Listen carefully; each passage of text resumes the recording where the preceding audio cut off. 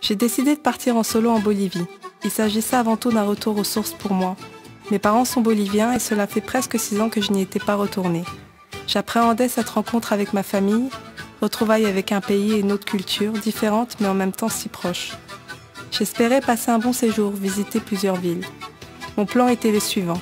Première semaine dans les Yungas à Chulumani, deuxième semaine à La Paz, troisième semaine dans l'Altiplano et dernière semaine à Cochabamba au Potosí.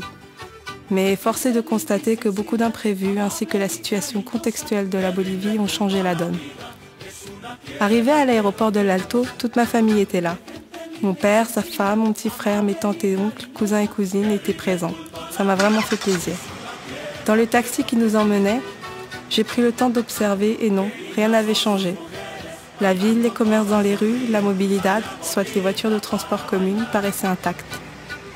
Mais à y regarder de plus près, avec plus de recul, la ville s'est bien agrandie.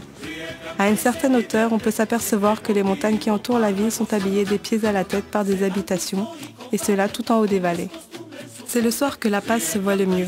La vallée est plongée dans un noir presque total, si ce n'est ces lumières éparses de ci de là provenant des habitations. Une chose est sûre, je vais mourir de froid ici. Ma première semaine, j'ai principalement visité ma famille. Il m'a fallu mon petit temps d'acclimatation pour sortir seule sans me perdre. J'ai pu alors vaquer dans les rues commerçantes, aller visiter l'église de San Francisco, Pérez Velasco, quartier très touristique, et l'équivalent de notre Champs-Élysées, le Prado. Près de l'église, il y a souvent des spectacles de rue, parfois des musiciens traditionnels. Puis en fin de semaine, je suis partie pour Chulumani dans les Yungas. Sans crème anti-moustique, je tiens à le préciser, ce qui fut une terrible erreur. Au programme, parcours aventurier dans la forêt, découverte des lieux et randonnée pédestre en quête d'un fleuve pour s'y baigner. La chaleur est forte, mais on ne peut pas se dévêtir sous peine de se faire dévorer par les moustiques. Les paysages sont vraiment beaux, mais les habitants de cette province ont de plus en plus rasé leur territoire pour cultiver la coca, culture pourtant interdite, mais bien plus fructueuse que le reste. Du coup, la forêt est beaucoup moins dense et perd de son charme. Le petit village de Chulumani est niché en haut d'une montagne. Il est beaucoup moins touristique que Coréico et c'est là tout son avantage. Mais on en a vite fait le tour. Les Yungueños sont très accueillants et je remarque qu'ils sont bien plus petits qu'à la ville et on m'interpelle souvent pour savoir ce que je mange pour être si grande. À savoir que pour la Bolivie, la taille moyenne doit être de 1,50 m sans exagérer. De retour sur La Paz, je peaufine mon prochain voyage dans l'Altiplano. Je m'en vais donc pour Cranapata, village dont est originaire mon père, c'est un campesinos comme on dit. Là-bas il n'y a ni eau, ni électricité, quoiqu'ils sont en train d'installer des poteaux électriques, mais pour l'instant aucune case n'en dispose. On se loge dans les chambres, aux cases familiales, ce sont en fait des maisonnettes d'une chambre en terre. Le terrain familial est grand, assez pour que les troupeaux de lamas et de moutons puissent paître. Je les ai d'ailleurs accompagnés et ça n'a pas été tâche facile. Le soleil brûle littéralement là-bas, alors il vaut mieux éviter de s'endormir à tout va, ce que je n'ai pas fait. Quant au froid, il est glacial, la campagne est dépourvue de tout confort, mais le plus plaisant reste le calme, quasi olympien qui y règne. On se croirait seul au monde et dans un autre temps. La nuit aussi surtout, si la lune est claire, c'est idéal pour aller se promener. Avec mes cousins, on a même croisé des vicuñas, une espèce protégée de lama qui se fait rare et pour cause. Elles ont beaucoup été pourchassées pour leur laine, qui est délicate.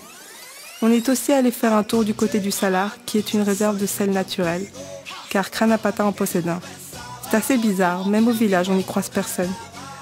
On est parti à la recherche des silex et des vestiges de civilisation ancestrale et primitive. On a trouvé des débris de poterie et des outils anciens que l'on a laissés sur place, le terrain ne nous appartenant pas. La situation conflictuelle bolivienne me fait renoncer à mon dernier voyage. On parle même alors de guerre civile. Il y a des blocages des routes et même de certains aéroports. Cochabamba est aussi touché et il devient risqué de prendre le car.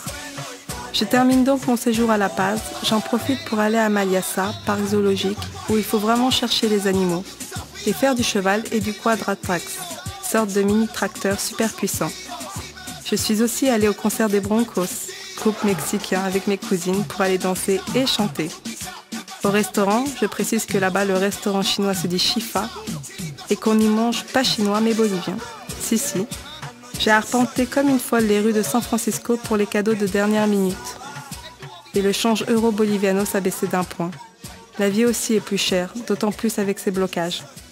Mon dernier jour, on fête l'anniversaire de mon petit frère. Je pars un peu triste, mais je reviendrai l'année prochaine. Pour terminer, voici une anecdote assez marquante de mon séjour.